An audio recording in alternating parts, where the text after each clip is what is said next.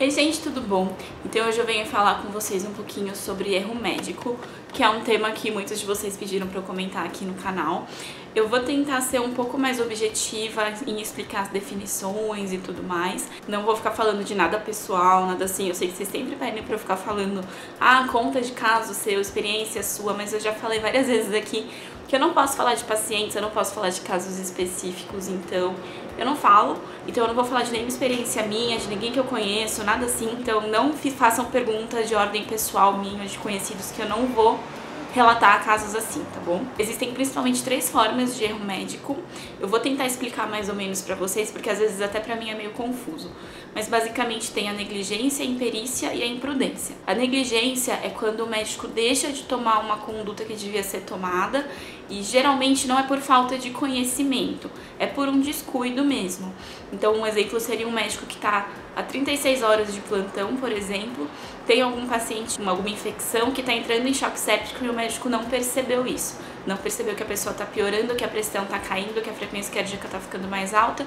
Então ele deixa de tomar as medidas que deviam ser tomadas nesse momento por negligência mesmo. Imprudência é mais ou menos o contrário, porque é quando o médico faz alguma coisa que não deveria ser feita, geralmente por precipitação. Geralmente não é por falta de conhecimento. Um exemplo talvez seria o médico que tem que infundir uma medicação no paciente e na hora ele troca a embalagem e infunde o medicamento errado. Ou que indica, por exemplo, uma histerectomia, a retirada do útero pós-parto, porque o útero não contrai, sem fazer as medidas antes de algumas medicações que podem ser feitas, alguma coisa assim. E a imperícia geralmente implica em falta de conhecimento mesmo.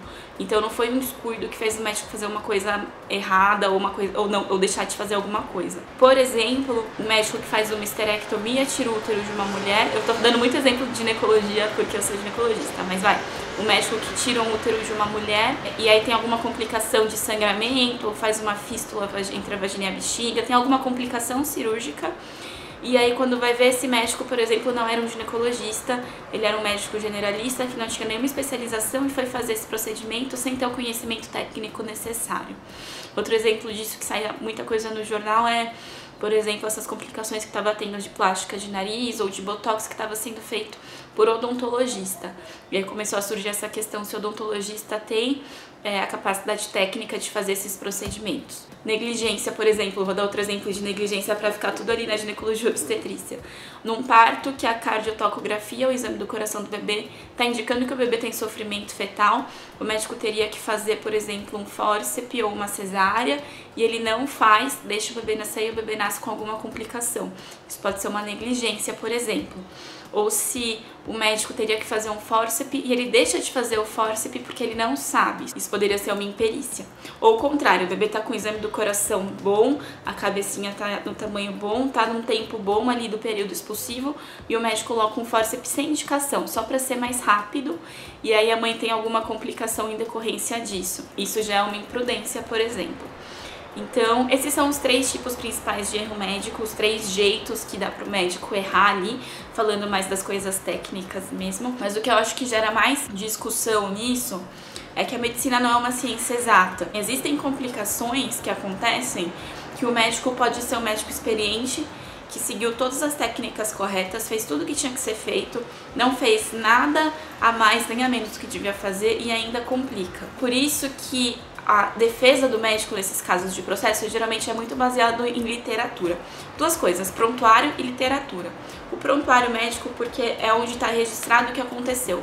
Então a gente fala muitas vezes assim, que não importa o que aconteceu, importa o que está escrito e carimbado. Porque o médico pode ter feito alguma coisa e se ele não escreveu no prontuário é como se não tivesse acontecido. Então é um registro que o prontuário médico vai para esses casos de processo para ser avaliado o que foi feito. O médico ele é chamado para falar mais, para explicar alguma coisa que está escrita no prontuário, mas não vai ter nada mais e nem nada menos. O que está escrito é considerado o que aconteceu.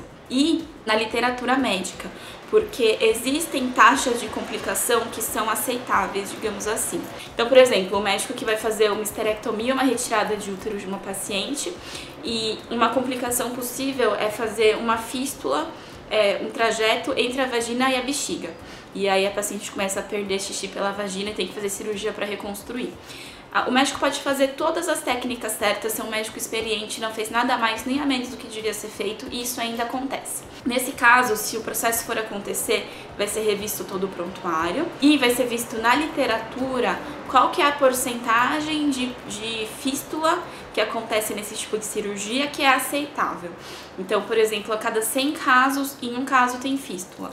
E aí esse médico já fez muito mais de 100 casos e esse é um caso de fístula que teve. Vai ser visto pelo prontuário se tudo foi feito corretamente. E ainda assim a taxa de complicação é essa.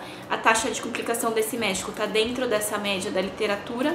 Então o médico pode ser considerado não culpado, mesmo a complicação tendo acontecido. Então não é uma coisa muito exata, não é só acontecer a complicação. Tem que ter um motivo lá no meio e ser estudado na literatura o quanto que essa complicação acontece mesmo fazendo tudo certo. Diferente de, por exemplo, o médico que vai ter um processo desse e na hora que esse processo acontece aparecem mais 15, 20 pacientes desse mesmo médico falando que aconteceu a mesma coisa. Aí a taxa de complicação dele vai estar muito acima da literatura, alguma coisa tá errada aí. Ou que mesmo que a taxa esteja dentro da literatura, quando vai ver no prontuário a descrição cirúrgica, tem 2 linhas de descrição. O médico não escreveu direitinho tudo que foi feito na cirurgia, passo a passo, tem alguma coisa faltando ou não tá claro, ele também pode ser considerado culpado por causa disso, mesmo que seja o primeiro caso dele que isso aconteceu. Não é uma coisa tão absoluta assim. E eu acho que o principal fator para evitar que isso aconteça, além do médico ter toda a experiência técnica necessária, a educação e tudo mais, é a relação com o paciente. O paciente está ciente de que a medicina não é uma ciência exata, que tudo certo pode ser feito, ainda tem complicações possíveis e ninguém nunca quer falar das complicações para fazer uma cirurgia, por exemplo. O pessoal fica com medo de assustar o paciente e as complicações, as taxas de complicações são pequenas. Mas acontece, e quanto mais cirurgia você fizer, mais complicação você vai ter. Então tem que explicar para todos os pacientes, sim, que por mais que algum procedimento seja muito simples, algum medicamento seja muito usado, tem risco de alergia, tem risco de complicação da cirurgia, tem risco de precisar de transfusão sanguínea, tem risco do parto normal ter complicação, tem risco da cesárea ter complicação, e a complicação da cesárea é maior que a do normal, mas não quer dizer que se tiver parto normal vai ter 0 complicação também. Então tudo isso tem que ser muito bem explicado para o paciente, sem medo de deixar a pessoa com medo, porque você tem que preparar o paciente também pro pior cenário possível também, sabe? A pessoa tem que tomar uma decisão consciente. A gente não pode ser arrogante a ponto de achar que eu vou selecionar aqui as informações que eu vou dar pro paciente, porque eu sei melhor o que ele tem que saber e o que ele não tem que saber, sabe? Tudo tem que ser esclarecido desde o começo. Um exemplo que uma professora minha sempre falava é que a perineoplastia, por exemplo, é uma cirurgia relativamente simples, que é quando a pessoa já teve muitos partos normais, ou às vezes nem teve tanto parto normal, mas pela queda de hormônio na menopausa, tudo a vagina fica mais flácida.